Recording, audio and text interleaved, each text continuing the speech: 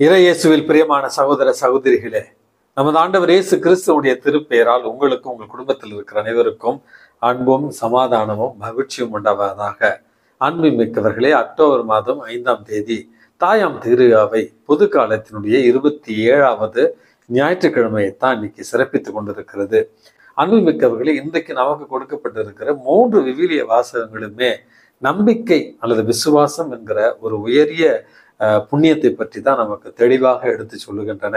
எப்படிப்பட்டதாக நம்முடைய நம்பிக்கை இருக்க வேண்டும், கிறிஸ்தவ வாழ்விற்கு எதற்காக நம்பிக்கை தேவை என்கிற அடிப்படையான ஒரு சில காரணங்களை நமக்கு விளக்குகின்றன.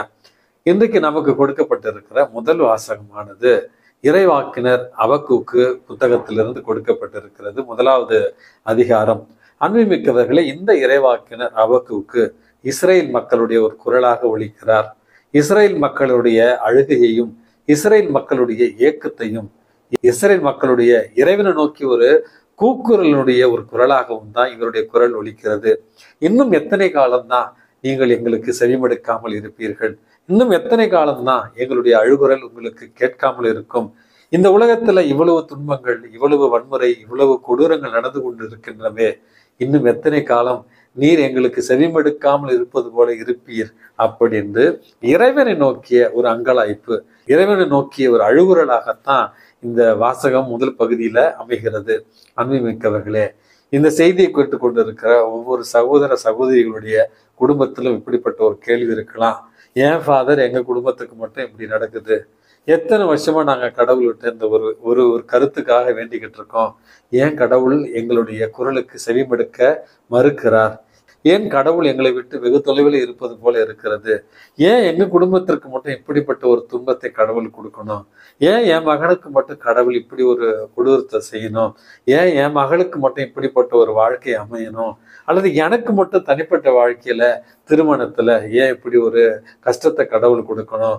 அல்லது நான் கடவுளுக்காக தானே சேவை செய்து கொண்டிருக்கிறேன், ஒரு குருவாக அல்லது ஒரு துறவியாக, என்னை பற்றின தவறான விமர்சனங்கள்லாம் கேட்க என்னால தாங்க முடியவில்லையே அப்படி என்று கடவுள் நம்முடைய குரலை கேட்கவில்லையோ, அல்லது கடவுளுக்கு நம்முடைய அழுகுரல் கேட்கவில்லையோ, அல்லது கடவுளுக்கு நம்முடைய சூழல் புரியவில்லையோ அப்படி என்கிற ஒரு தனி மனித அங்கலாய்ப்பு என்று கூட சொல்லலாம். அது பல நேரம் நம்முடைய வாழ்க்கையில இருந்து கொண்டுதான் இருக்கும். அதற்கு பதிலளிக்கும் விதமாகத்தான் இந்த இறைவாக்கினர் அபக்கூக்கனுடைய இந்த 2வது பகுதியில ஆண்டவர் சொல்லுகிறார், விரைந்து ஓடுபவனும் கேட்கிற அளவுக்கு இதை எழுதி வையுங்கிறார். அப்படி என்றால் இந்த இறை வார்த்தை என்பது எக்காலத்திற்கும் பொருந்தும் என்பதைத்தான் இந்த வார்த்தைகள் சொல்லுகின்றன. விரைந்து ஓடுபவனும் படிக்கக்கூடிய வகையில இதை எழுதி வை அப்படி என்று மிக தெளிவான வார்த்தைகளை, இன்றைக்கு ஆறுதலான வார்த்தைகளை இந்த முதல் வாசகத்துல நம்ம கேட்கிறோம். அன்புமிக்கவர்களே, ஆண்டவருடைய வாக்குகள் என்றைக்குமே பொய்க்காது. ஆண்டவருடைய வார்த்தைகள் அல்லது ஆண்டவருடைய வாக்கு தத்தங்கள் அனைத்தும் நிறைவேறும். இதை நம்பாதவன் நேர்மையற்றவன், இதை நம்புகிறவனோ விசுவசிப்பவன். அந்த விசுவசிப்பவன் ஆண்டவர் மீது இருக்கிற விசுவாசத்தினால் வாழ்வான் அப்படி என்கிற அழகான செய்தி தான் கொடுக்கப்பட்டிருக்கிறது முதல் வாசகத்துல. இந்த முதல் வாசகத்தை நான் இவ்வளவு விளக்கமாக சொல்லுவதற்கான காரணம், அன்புமிக்கவர்களே, வீட்டுக்கு வீடு வாசப்படி என்று சொல்வார்கள். ஒவ்வொரு குடும்பத்திலும் இப்படிப்பட்ட மனக்குமுறைகள் இருக்கலாம். கடவுள் எங்களுடைய குரலை கேட்காமல் இருக்கிறாரோ என்று. அன்புமிக்கவர்களே, உங்களுக்கான பதில் தான், ஆண்டவருடைய வாக்கு தத்தங்கள் எந்நாளும் பொய்க்காது. ஆண்டவர் கூறியவை அனைத்தையும் அவர் நிறைவேற்றுவார். அவர் கூறியவை அனைத்தையும் நிறைவேற்றுவார் என்று நம்புகிறவர் நேர்மையாளர், விசுவசிப்பவர். அந்த விசுவசிப்பவர் தன்னுடைய விசுவாசத்தால் வாழ்வார் என்கிற உண்மையைத்தான் உங்களோடு இன்றைக்கு நான் உறக்க சொல்லுகிறேன். 2வதாக நமக்கு கொடுக்கப்பட்டிருக்கிற வாசகமானது திருத்தூதர் பவுல் தீமோத்தேயுவுக்கு எழுதிய திருமடலில் இருந்து கொடுக்கப்பட்டிருக்கிறது. உங்க எல்லாத்துக்கும் தெரியும், திருத்தூதர் பவுலுக்கு தீமோத்தேயு ஒரு மகனை போன்றவர். அன்புமிக்கவர்களே, அந்த தீமோத்தேயுவை எபேசு திருச்சபையினுடைய ஒரு ஆயராக நியமித்து விட்டு அவருக்கான அறிவுரையை கூறுகிறார் பவுலடியார்.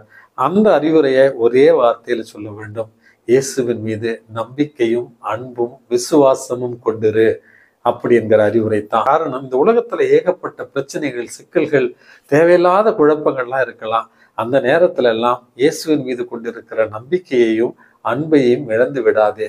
கடவுள் உனக்கு அல்லது உங்களுக்கு கோழையான இதயத்தை கொடுக்கவில்லை, மாறாக வல்லமை உள்ள, அன்பு நிறைந்த, கண்டிப்பு நிறைந்த ஒரு இதயத்தை தான் உங்களுக்கு கொடுத்திருக்கிறார். ஆகவே கிறிஸ்துவின் மீது கொண்டிருக்கிற உனது அன்பும் நம்பிக்கையுமே உன்னை மீட்டுக் கொள்ளும் அப்படி என்கிற இரண்டாவது ஆறுதல் செய்தியைத்தான் இரண்டாவது வாசகம் நமக்கு சொல்லுகிறது. அன்புமிக்கவர்களே, இந்த விசுவாசம் நம்பிக்கையுடைய மூன்றாவது ஒரு படிநிலையாகத்தான் இன்றைக்கு நமக்கு கொடுக்கப்பட்டிருக்கிற நற்செய்தி வாசகத்துல நமது ஆண்டவர் இயேசு கிறிஸ்துவிடத்துல திருத்துதர்கள், ஆண்டவரே எங்களுடைய விசுவாசத்தை அல்லது எங்களுடைய நம்பிக்கையை மிகுதிப்படுத்தும் அப்படி என்கிற ஒரு கோரிக்கையை வைக்கிறார்கள். அன்புமிக்கவர்களே, இந்த நற்செய்தி வாசகத்தினுடைய முற்பகுதியில தான் எத்தனை முறை மன்னிக்க வேண்டும் என்கிற ஒரு கேள்விக்கு 7 முறை அல்ல அப்படி என்று 70 முறை 7 முறை அப்படி என்று சொல்லி எண்ணிக்கையற்ற முறையில நாம் பிறரை மன்னிக்க வேண்டும் என்று நமது ஆண்டவர் இயேசு கிறிஸ்து அறிவுரை சொல்லியிருப்பார். அதனுடைய ஒரு தொடர்ச்சியாகத்தான் இன்றைக்கு திருத்துதர்கள் எங்களுடைய நம்பிக்கையை மிகுதிப்படுத்தும் அப்படி என்று எண்ணிக்கையில் அல்ல, மாறாக விசுவாசத்தின் ஆழத்தில் மிகுதிப்படுத்தும் என்கிற அந்த ஒரு வார்த்தையை தான் இன்றைக்கு திருத்துதர்கள் கேட்கிறார்கள். அன்புமிக்கவர்களே, அதற்குத்தான் நமது ஆண்டவர் இயேசு கிறிஸ்து சொல்லுகிறார், உங்களுக்கு கடுகளவு விசுவாசம் இருந்தால் அந்த காட்டு அத்தி மரத்தை நீ வேரோடு பெயர்ந்து சென்று கடலில நில் அப்படி என்று சொன்னால் அது கீழ்ப்படியுமா?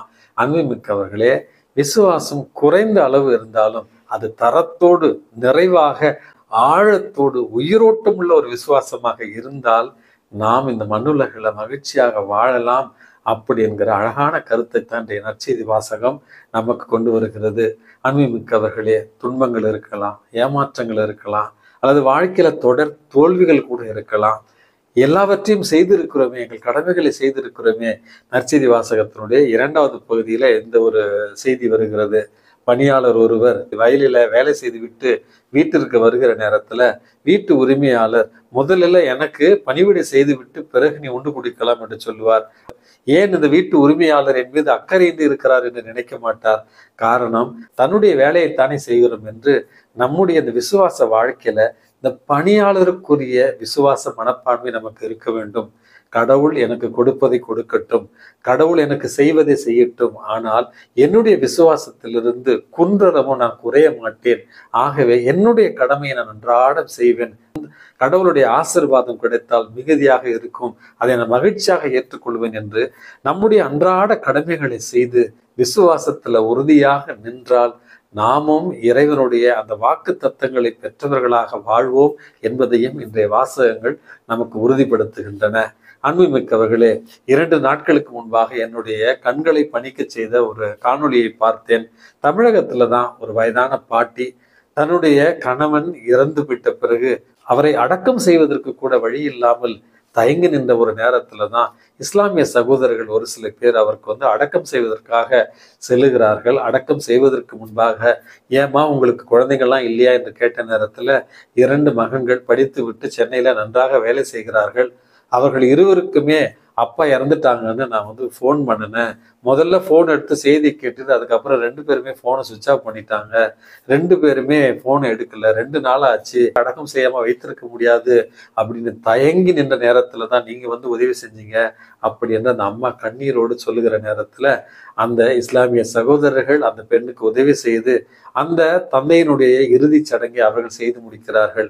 அன்புமிக்கவர்களே, நாம் வாழ்கிற ஒரு காலகட்டத்துல பெற்றோர்கள் அல்லது பிள்ளைகள் அல்லது உறவுகள் இன்றைக்கு நம்மை கைவிட்டு நம்மை விட்டு வெகு தொலைவில் செல்லுகிற நேரத்துல, நம்மிடம் ஆதாயம் தேடுகிற வரையில மட்டும் இருந்து விட்டு நம்மை பிரிந்து செல்கிற நேரத்துல கடவுளை மட்டுமே, திக்கற்றோருக்கு தெய்வமே துணை என்று சொல்வார்கள், கடவுளை மட்டுமே நம்பி அந்த மூதாட்டிக்கு இறை தூதர்களைப் போல அந்த 2 இஸ்லாமியர்கள் உதவி செய்தார்கள்.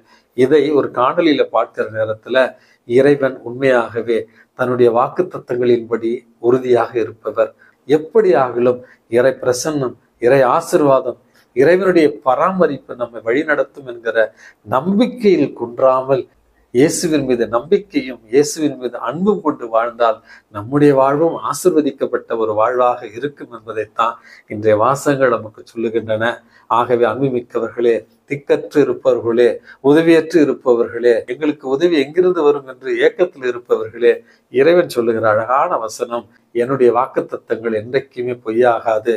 என்னுடைய வாக்கு தத்தங்களை நம்புகிறவன் நேர்மையாளன், அந்த நேர்மையாளன் விசுவசிப்பவன் நீதிமான், அந்த நீதிமான் விசுவாசத்தால் வாழ்வான் என்கிற ஆறுதல் செய்தியோடு இறைவன் உங்களையும் உங்கள் குடும்பத்தில் இருக்கிற அனைவரையும் நிறைவாக ஆசீர்வதித்து பாதுகாத்து வழி நடத்துவாராக. ஆமென்.